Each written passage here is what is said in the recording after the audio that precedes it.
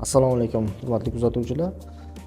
Bugun sizlar bilan asosan katta onaxonalarda kuzatilayotgan, asosan tunda kuzatilayotgan oyoq tizzani pastki qismida kuchli uvishish yoki bo'lmasa tortishish, qandaydir siqilish bo'lgan noqulay sezgilar bilan kechayotgan holatlarni ko'rib chiqamiz. Bu bezovta oyoqlar sindromi deyiladi. Aynan bezovta oyoqlar sindromi tunda boshlanadi. Kechqurun shu shomdan keyin yotar mahalda boshlanadi. Kechasi bilan bezovta qilib kechasi bilan uxlolmay chiqdim deb shikoyat qilishadi. Bu asosan bezovta oyoqlar sindromi uyqusizlik bilan bog'liq holat hisoblanadi. Ko'proq ayollarda uchraydi. Juda kam holatlarda erkaklarda uchraydigan holat. Sababiga keladigan bo'lsak, sababi aynan bir sabab yo'q.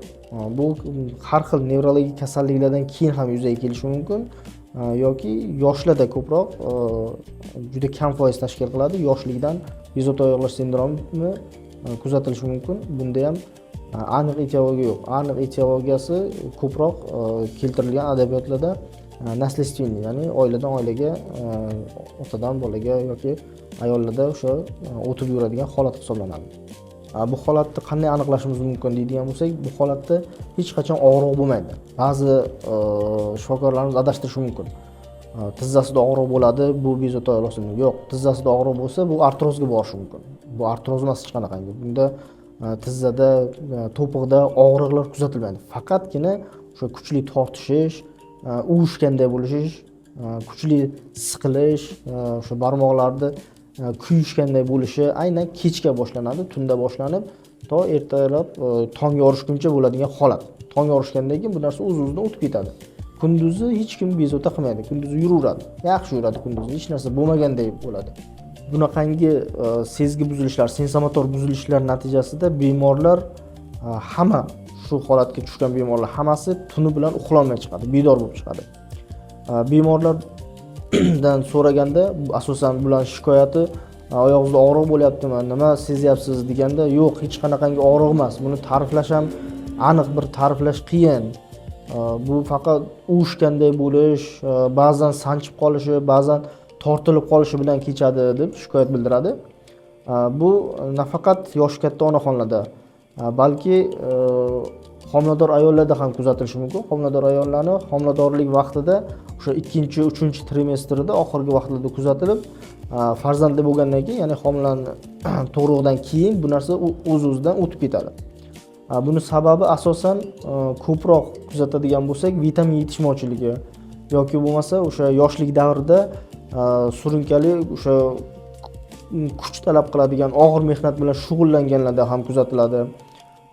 Yana keyin bo'lishi mumkin bunaqangi holatlar surunkali ravishda og'riq qoldiruvchi tabletka ichib yuradiganlarda ham keyinchalik bu narsa yuzaga keladi. Yoki o'sha yurak kasalliklariga chalingan yoki bo'lmasa o'sha har xil nevrologik kasalliklardan keyin ham bu narsa yuzaga keladi. Shuning uchun e'tibor berishimiz kerak, qaysi preparatlarni qabul qilyapti. Qanaqa preparatlar qabul qilayotgan bo'lsa, o'sha shu kasallikka, bezovta oyoqlar sindromiga sabab bo'ladigan dorilarni dozasini kamaytirishimizga to'g'ri keladi. Shu bilan birgalikda bularni uy sharoitida davolashga keladigan bo'lsak, eng yaxshi yo'li kechqurun, kechga borganda o'sha yengilgina har xil vannalar qabul qilish, ozroq bo'lsa ham tinchlantiradigan, asablarni tinchlantiradigan, uyquni yaxshilaydigan preparatlar beradigan bo'lsak, bu narsa ancha pasayadi. Lekin maxsus nimalarga keladigan bo'lsak, bunda ko'proq magniy yetishmovchiligi sabab bo'ladi. Shuning uchun magniy preparatlari, misol uchun vitamin magniy bilan birgalikda vitamin B6 lar, B guruhi vitaminlari, B1, B12, E guruh vitaminlaridan beradi, tavsiya qiladigan bo'lsak, uy sharoitida bemalol ichib, buni kamaytirib yurish mumkin. Eng nozik tarafi bu kasallik agar naslistvenniy bo'ladigan bo'lsa, to umrining oxirigacha bo'ladi. Qachon zo'rayadi deydigan bo'lsak, bunaqangi kasallik asosan yoshlikdan boshlanadigan bo'lsa, bir umr kechgan uchun stresslardan keyin, asabiylashgandan keyin, stresslardan keyin nimagadir siqilsa, uyqusiz bo'lib yuradigan bo'lsa, bezovta oyoqlar sindromi doimiy ravishda kuchayib keladi. Yana bir e'tibor qaratadigan jihatimiz, bu kasallik birdan kuchli og'riq yoki birdan kuchli tortishlar bilan, birdan kuchli uvishlar bilan boshlanmaydi. Sekin-sekin, asta-astalik bilan boshlanib, zo'rayib boradigan holat hisoblanadi.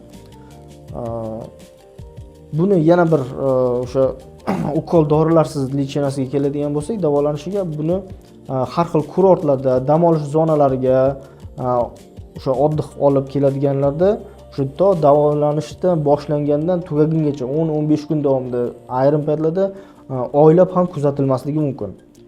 Shuning uchun yosh katta onaxonlarda vitaminlar komplekslar berib turishimiz kerak, magniy preparatlari ichib turishlari kerak bo'ladi. Shu bilan birgalikda yilda hech bo'lmasa 2 marta kurortlarda, sanatoriyalarda davolanib turish kerak, dam olib kelish kerak bo'ladi.